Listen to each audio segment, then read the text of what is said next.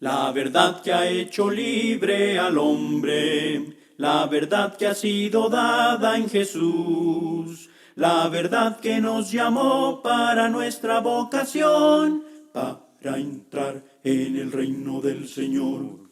Vengan, vengan, vengan al Señor, crezcan en aquel quien nos salvó. Vengan, vengan, vengan al Señor, crezcan siguiendo la verdad en amor, para no caer en error, en doctrinas del engañador. Crezcamos en Cristo nuestro Salvador, siguiendo la verdad en amor. Vengan, vengan, vengan al Señor, crezcan en aquel quien nos salvó. Vengan, vengan, vengan al Señor, crezcan siguiendo la verdad en amor. Hola mis amados hermanos, Dios les bendiga a cada uno de ustedes. Sean bienvenidos a su programa número 86 de La Verdad en Amor con su servidor Willy Alvarenga. Muchas gracias por acompañarnos en esta ocasión y juntos estudiar la palabra de nuestro Padre Celestial. Recuerde, estamos llevando a cabo una serie titulada Conociendo a Jesús en el Evangelio según Juan. Y bueno, esta ya es la lección número 17 de esta serie, donde hemos estado aprendiendo ciertas cosas acerca de la vida de nuestro Señor Jesucristo. Hemos estado aprendiendo información que fortalece nuestra fe y nos anima una vez más a ser imitadores de nuestro Señor Jesucristo. Bueno, si tiene su Biblia, le pido me acompañe al capítulo 9 del Evangelio según Juan. Vamos a estar aquí estudiando este capítulo en esta ocasión, estudiándolo brevemente y aprendiendo ciertas cosas acerca de nuestro Señor Jesucristo. Y pues en este capítulo, que consiste de 41 textos, vemos y aprendemos acerca de Jesús como aquel que da a conocer las obras de Dios. Aquel que da a conocer las obras de Dios. Y bueno, esta parte la encontramos aquí en los primeros versículos del capítulo 9 del Evangelio según Juan. Dice aquí, vamos a leer del versículo 1 hasta el versículo 3. Dice el texto: al pasar Jesús vio a un hombre ciego de nacimiento y le preguntaron sus discípulos diciendo: Rabí, ¿quién pecó, este o sus padres, para que haya nacido ciego? Respondió Jesús: no es que pecó este ni sus padres, sino para que las obras de Dios se manifiesten en él. Note, no es que este pecó ni sus padres, sino para que las obras de Dios se manifiesten en él.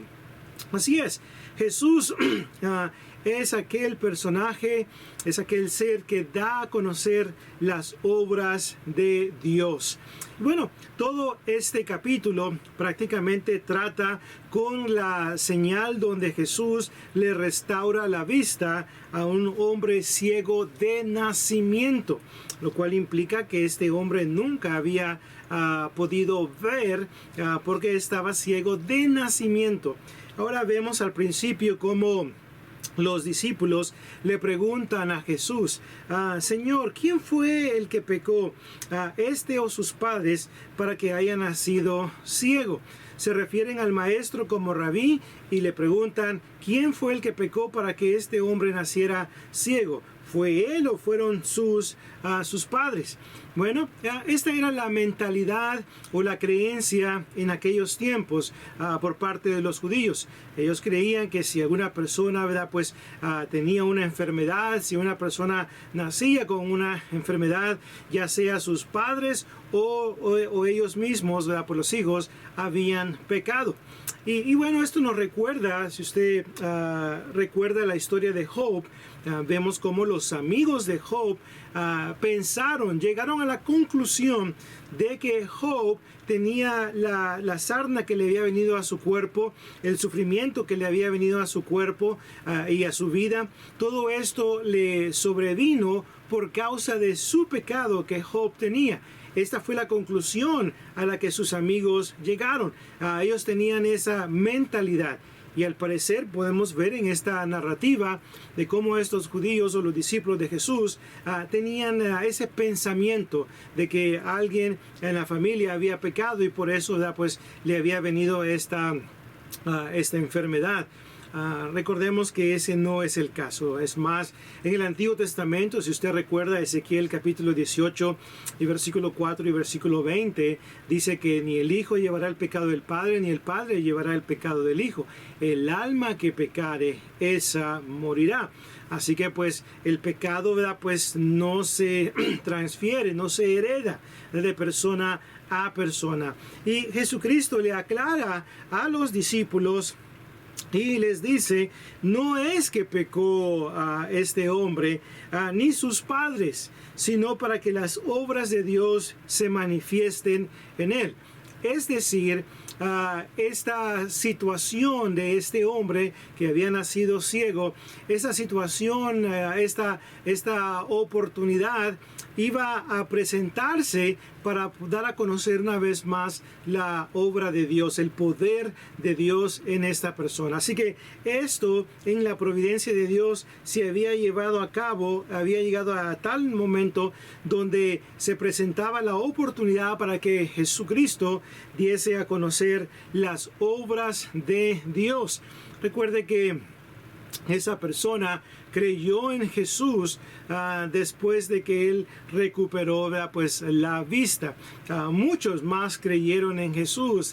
De hecho, si usted se ha fijado hasta este momento en cada señal que se ha llevado a cabo, comenzando con Juan capítulo 2, donde Jesús convierte agua en vino, en jugo de uva.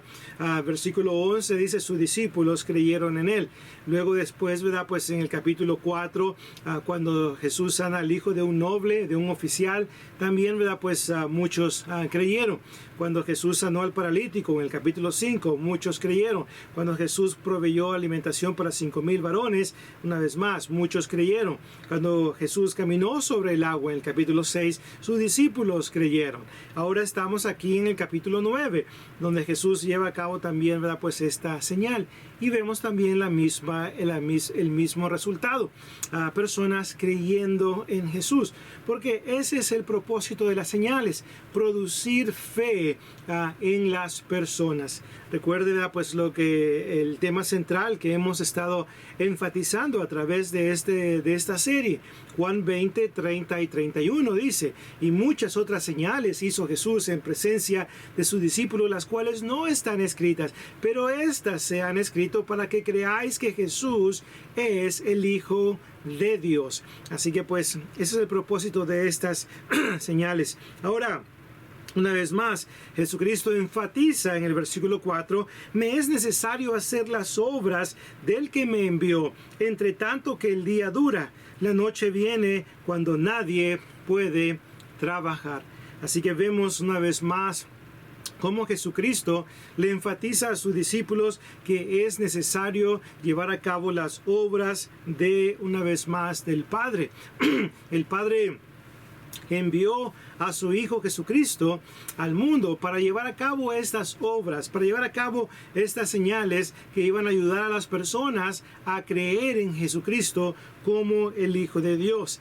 Me gusta mucho la palabra que utiliza aquí Jesús, la palabra necesario, verso 4. Si tiene su Biblia con usted, yo le animo a que subraye esa palabra necesario. Aquí esta palabra viene de la palabra griega dei, así como se escucha, D-E-I.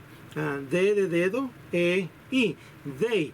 Así se escribe, ¿verdad? Pues, o es la transliteración de lo que es, ¿verdad? Pues el griego al español. Recuerde, el Nuevo Testamento se escribió en el griego koiné. Y esta palabra es muy importante porque aquí, ¿verdad? Pues Jesucristo está diciendo, me es necesario hacer las obras del que me envió. Es decir, me es obligación. Esto debe llevarse a cabo, esto debe suceder. No es algo opcional, sino más bien es algo que se debe hacer. Esta palabra aparece en muchas ocasiones a través del Nuevo Testamento. Por ejemplo, los que adoran a Dios en espíritu y en verdad es necesario que le adoren. Y necesario, una vez más, debe ser así. Es algo obligatorio, es algo que debe suceder. También, ¿verdad?, se utiliza en el contexto de los requisitos para los ancianos. En 1 de Timoteo capítulo 3, el 1 en adelante, dice aquí que es necesario que el obispo, y la misma palabra griega, dei, aparece ahí, lo cual nos ayuda a entender que los requisitos para los ancianos no son requisitos opcionales como algunos hoy en día están enfatizando. Esos requisitos deben estar en cada uno de los ancianos antes de que puedan una vez más servir en la capacidad del ancianato, ¿verdad? Así que pues Jesucristo dice, me es necesario, esto debe suceder, llevar a cabo las obras del que me envió. Y enfatiza en el verso 5, entre tanto que estoy en el mundo, luz soy del mundo. Así que pues esta es la segunda ocasión donde Jesús hace referencia a la frase yo soy la luz del mundo, Juan 8 y verso 12. Ahora en el 9:5 vuelve a enfatizar, entre tanto que estoy en el mundo, luz soy del mundo. También recuerde que Jesucristo enfatizó que también nosotros somos la luz del mundo y la sal de la tierra. Mateo capítulo 5 del 13 al 16. Y esto es algo que siempre debemos de recordar y nos ayudará a vivir una vida fiel delante de Dios. Y bueno, versículo 6 en adelante podemos ver cómo Jesucristo lleva a cabo la sanidad, le restaura la vista a este hombre y este hombre pues una vez más puede ver. Los fariseos se enteraron de que él había recibido la vista y comenzaron a inquirir, a indagar cuándo fue que se llevó a cabo esta sanidad y quién fue el que llevó a cabo esta sanidad. Esto lo llevaron a cabo, comenzaron a indagar, no porque estaban interesados en darle las gracias a Jesús o quedar maravillados por lo que Jesús había hecho, sino más bien comenzaron a indagar en cuanto a estas cosas para acusar a Jesús, para acusar de que había violado el día de reposo. Y pues el versículo 14 menciona el escritor inspirado, y era día de reposo cuando Jesús había hecho el lodo y le había abierto los ojos. Así que pues los fariseos, verso 16 dice, entonces algunos de los fariseos decían, ese hombre no procede de Dios porque no guarda el día de reposo. Otros decían, ¿cómo puede un hombre pecador hacer estas señales? Y había disensión entre ellos.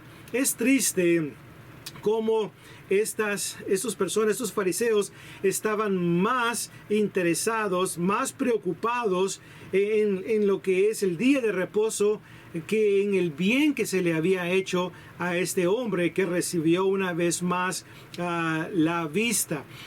Es triste cómo su enfoque y su énfasis y su preocupación está puesta en otras cosas y no en lo que es más importante. También es triste ver en el verso 16 cómo se refieren a Jesús como un hombre pecador. Y esta no fue la única vez en el capítulo 9. También más adelantito, en el verso 24, note lo que dice ahí. Le volvieron a llamar a Jesús pecador. Entonces volvieron a llamar al hombre que había sido ciego y le dijeron, da gloria a Dios. Nosotros sabemos que ese hombre es pecador. Si se fija cómo ellos aseguraban de que sabían que Jesús era un pecador. Esos fariseos no sabían ni siquiera un poquito acerca de Jesús, porque si en realidad hubieran sabido quién era Jesús, no le estarían diciendo pecador. Imagínense cómo aquel Cordero de Dios que vino a quitar el pecado del mundo, ahora le están llamando pecador. Qué triste condición es esta. Y muchos hoy en día hacen lo mismo también, al reducir a Jesús a solamente un hombre y le quitan su naturaleza divina, su deidad. Y eso es triste. Lo mismo que han hecho aquí cuando estos fariseos le llaman a Jesús pecador, lo mismo hacen estas personas cuando lo reducen a solamente un ser humano, un buen hombre, un profeta, pero hasta ahí. Y no el que comparte la esencia y naturaleza divina como el Padre. Así que pues es triste la situación. Estos hombres, estos fariseos, lo cuestionaron varias veces para indagar y saber quién fue el que había llevado a cabo esta señal, este milagro en día de reposo.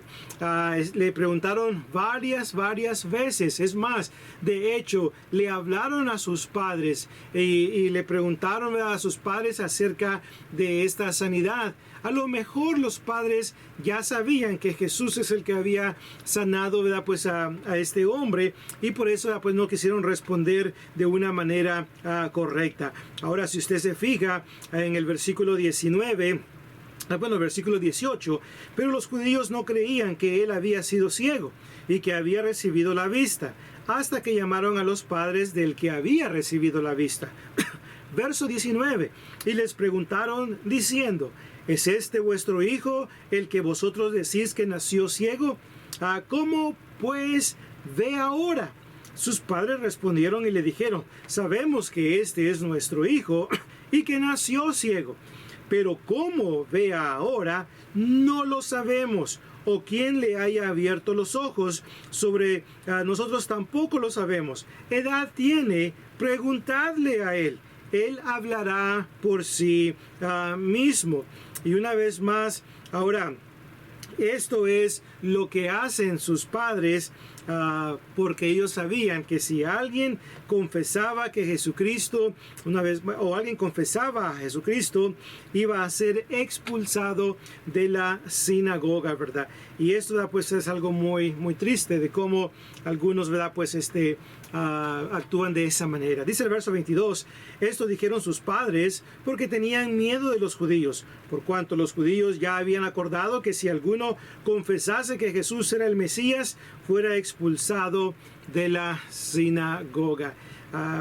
Hicieron algo similar los padres de este hombre que nació ciego, como lo que hicieron los principales ya en Juan capítulo 12, 42 43. Dice aquí que muchos de los principales creyeron en Jesús, pero no le confesaron por temor a ser expulsados de la sinagoga, porque amaron más la gloria de los hombres que la gloria de Dios. Y esto, ¿verdad? Pues es muy triste, ¿verdad?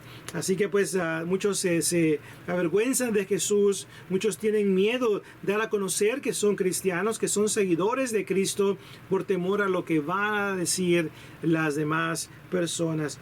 Y eso, ¿verdad? Pues es muy triste, ¿verdad? Pues entonces una vez más le siguieron preguntando a este hombre, a tal grado que hasta le dijeron, ¿verdad? Tú naciste del todo en pecado.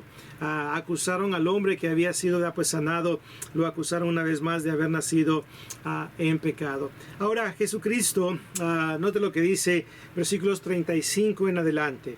Oyó Jesús que le habían expulsado, y hallándole le dijo, esa es una parte hermosa en esta sección del capítulo 9.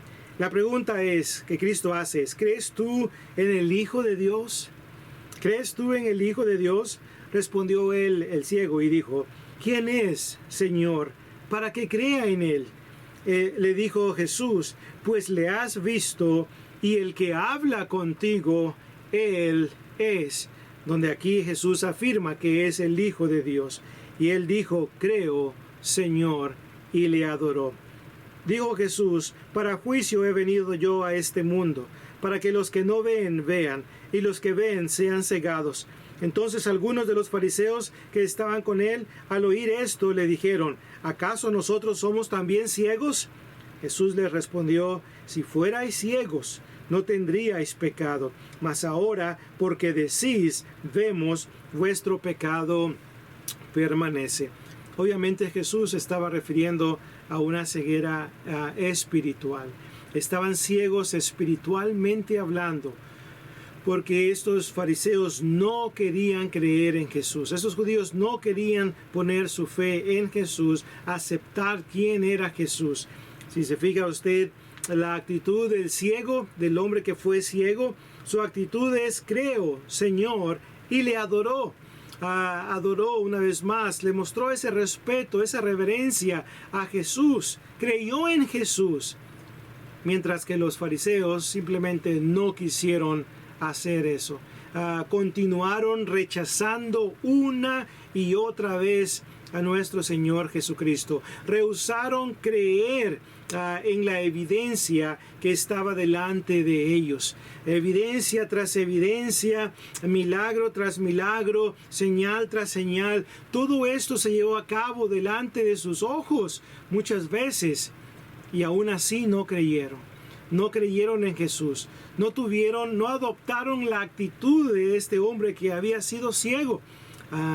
La actitud de creo, Señor, y le adoró. Esa debió haber sido la actitud de los fariseos.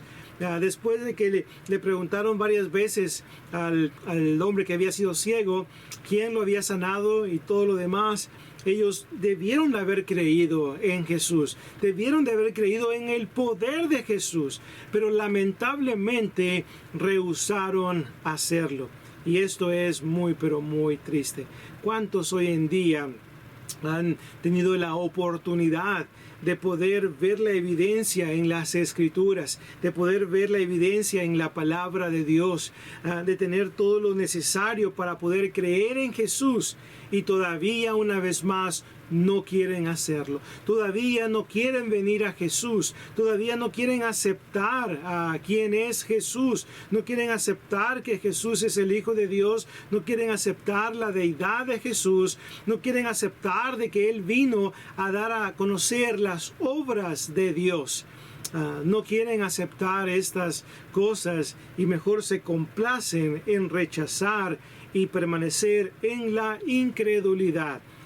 Muchos hoy en día, una vez más, a veces dicen, ¿verdad? Pues, si yo viera un milagro, si yo viera una señal, yo creería en Dios. A tales personas se les dice las palabras que Abraham pronunció. Si no creen a los profetas, si no creen a la ley de los profetas, si no creen a las Escrituras, nunca se van a convencer, aunque alguien se levantare de los muertos. La palabra de Dios está disponible en la actualidad, y la palabra de Dios muestra quién es Jesús, y hace esto para ayudarnos a creer en Él y que nuestra fe sea fortalecida. Así que si usted es una persona que no está aceptando la deidad de Jesús, no está aceptando que Jesús es el Salvador del mundo, que Jesús es la luz del mundo, que puede guiarle por el camino correcto, si usted todavía no ha obedecido el Evangelio de Cristo, le animamos a que por favor lo haga. Considere obedecer el Evangelio de Cristo antes de que sea eternamente demasiado tarde. En este capítulo 9 hemos visto el poder de Dios siendo manifestado en la vida de este hombre que había sido ciego de nacimiento. Hemos visto aquí entonces la misericordia, el amor, la gracia y la bondad de nuestro Padre Celestial a través de Jesucristo, llevando a cabo esta señal. Este hombre recibió una bendición, y a través de esa bendición que él recibió, ahora una vez más cree en Jesús y está dispuesto a servirle. Dios ha hecho grandes cosas en nuestra vida, hermanos. Dios ha hecho grandes cosas en nuestra vida. Ahora lo que podemos hacer es responder a esas bendiciones en obediencia, llevar a cabo la voluntad de nuestro Padre Celestial, servirle fielmente en su reino, seguir creyendo en la deidad de su Hijo Cristo Jesús y seguir trabajando arduamente en la obra del Señor, sabiendo que nuestro trabajo en el Señor no es en vano, mis amados hermanos. Así que pues les animo en el nombre del Señor a que sigamos adelante creyendo en Cristo Jesús, aquel que vino para manifestar las obras de Dios, aquel que vino para mostrar la misericordia y el amor de Dios, aquel que vino para mostrarnos el mejor camino, el excelente camino al cielo, aquel que vino para hacer el bien. Así que imitemos su ejemplo y que su ejemplo nos fortalezca en nuestra fe para seguir adelante sirviéndole fielmente en su reino. Muchas gracias, mis amados hermanos, por habernos acompañado para el estudio de este breve estudio del capítulo 9 del Evangelio según Juan. Dios mediante, la próxima semana estaremos considerando el capítulo 10 de este Evangelio y siguiendo aprendiendo varias cosas acerca de nuestro Señor Jesucristo. Muchas gracias, Dios me los bendiga, les mando un fuerte abrazo, les agradezco en gran manera por estar al tanto de estas lecciones. Y bueno, pues aquí estamos para servirles, mis amados hermanos. Recuerden una vez más, si usted vive aquí en las ciudades de Bedford, Hearst y Euless, estamos aquí, ¿verdad? Pues la Iglesia de Cristo de Brown Trail, la calle Brown Trail. Estamos localizados en el 1801 de la calle Brown Trail en la ciudad de Bedford, Texas. Así que pues visite nuestra página web www.btidc.org. Son las iniciales de Brown Trail Iglesia de Cristo. Y pues en esta página web encontrará información acerca de la congregación y también muchos recursos para el estudio de la palabra de nuestro Dios. Así que Dios me los bendiga, mis amados hermanos, y pues nos vemos la próxima semana. La verdad que ha hecho libre al hombre, la verdad que ha sido dada en Jesús, la verdad que nos llamó para nuestra vocación, para entrar en el reino del Señor. Vengan, vengan, vengan al Señor, crezcan en aquel quien nos salvó. Vengan, vengan, vengan al Señor, crezcan siguiendo la verdad en amor, para no caer en error, en doctrinas del engañador. Crezcamos en Cristo nuestro Salvador, siguiendo la verdad en amor. Vengan, vengan, vengan al Señor, crezcan en aquel quien nos salvó. Vengan, vengan, vengan al Señor, crezcan siguiendo la verdad en amor.